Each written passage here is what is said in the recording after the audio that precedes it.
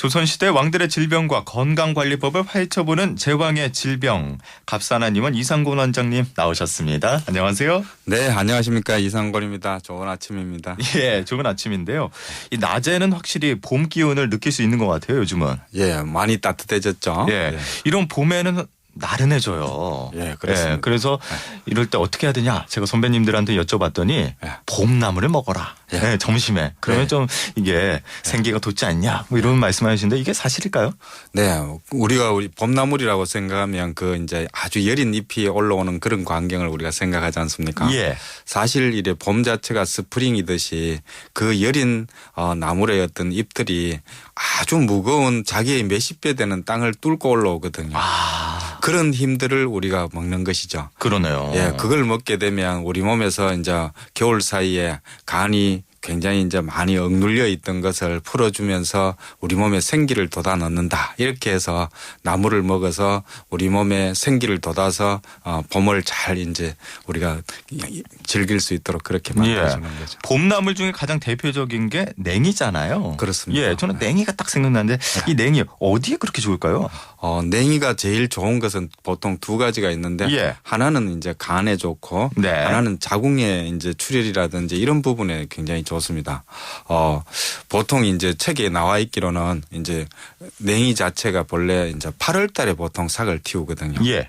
만물이 다 시들어가는 가운데 삭을 틔우기 때문에 삭을 틔우는 것을 생기라고 이야기한다면 가장 생기가 강한 식물이 이제 냉인 거죠. 시들어가는 곳에 삭을 틔우니까요. 그러네요. 그래서 이제 그걸 먹게 되면 우리 몸에 있는 어떤 기운들을 전부 다 간으로 끌고 가서 눈을 밝게 한다. 이런 의미가 제일 첫 번째고 두 번째는 냉이가 이제 지혈 작용이 아주 강합니다. 예. 거기에 보면 이제 아세틸콜린 작용과 브루신산이라는 그런 작용이 있는데 그런 작용들이 대부분 지혈 작용이 아주 강하기 때문에 자궁 출혈이라든지 아니면 유산 출혈이라든지 눈 속에 망막이 출혈되는 것 이런 것들을 잘 이기게 해주고 또 예. 하나는 이제 보통 이런 것들은 뭐 대단한 작용은 아니지만 화중이라 해서 속을 편안하게 한다. 이런 의미가 있기 때문에 냉이는 참 귀한 식물이죠. 예. 그러니까 지금 말씀 중에서도 나왔지만 냉이가 이 안질환에 좋다 이렇게 전해 주셨는데 네. 왕들 중에는 아무래도 임금은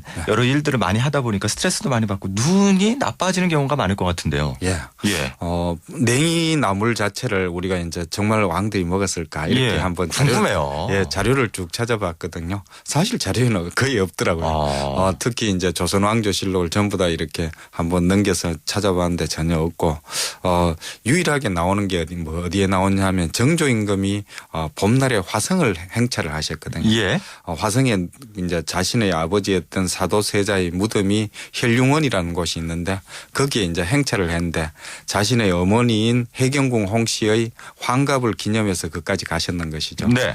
가시다 보니까 이제 거기에 있었던 8일간 이제 서울에서 출발해서 화성까지 가는 왔다 갔다 하는 8일단의 기록들을 전부 다 원행 을묘 정리 의궤라는 책에 전부 다 정리를 했는데 거기에 보니까 정조 임금이 아침에 드셨던 음식이 바로 냉이국이다 이렇게 나와 있는데 냉이국이요. 예예. 해경궁 홍씨라는 자신의 어머니하고 둘이서 아침에 꼭 드셨거든요. 예. 그래서 옛날 왕들이 우리가 먹는 아주 수수한 음식인 냉이국들을 그렇게 즐기셨구나 이렇게 아실 수 있었던 거죠. 그럼 만약에 냉이국이 나오는 음식을 받으면 이게 수라상이었네요. 제가 미처 몰랐었는데. 예, 조수라라 해가지고 예. 조반을 먹는 음식들을 그렇게 표현을 해놨습니다.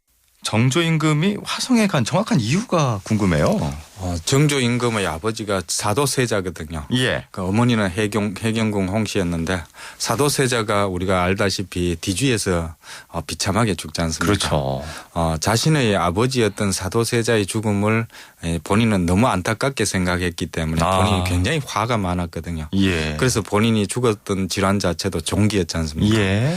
거기에다가 해경궁 홍씨가 사실은 법적으로는 정조의 어머니가 되지 못합니다. 왜냐하면 그러니까 사도세자의 형님이 있었는데 그분이 효장세자라는 분인데 그분이 갑자기 돌아가시거든요. 10살 때. 돌아가시니까 우리가 영조 임금의 후비였던 정수낭후와 그다음에 그때 당시에 영조 임금의 따님이었던 화원옹주가 같이 합작을 해서 해경궁 홍씨가 아들을 가지고 있는 것을 굉장히 시기를 하는 거죠. 그래서 애를 뺏어서 어디에 보냈냐 하면 효장세자의 아들로 법적으로 입양을 해버립니다. 예. 그러니까 본인은 사실은 법적으로는 사도세자의 아들도 아니에요. 그렇군요. 이러다 보니까 너무 속에서 화가 많이 차있던 거죠. 뭐 어머님도 마찬가지고 이런 상황이기 때문에 속에 화가 굉장히 많았기 때문에 본인이 사실은 우리가 화라는 것은 대부분 간에서 온다고 우리 한방에서는 보는데 예. 금방 이야기했듯이 냉이나물이 굉장히 간에 좋거든요. 생기를 만들기 때문에.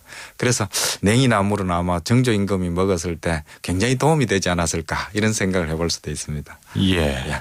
그런데 이 봄철 나물인 냉이가 간뿐만 아니라 이 녹내장 쪽에도 좋다면서요? 네.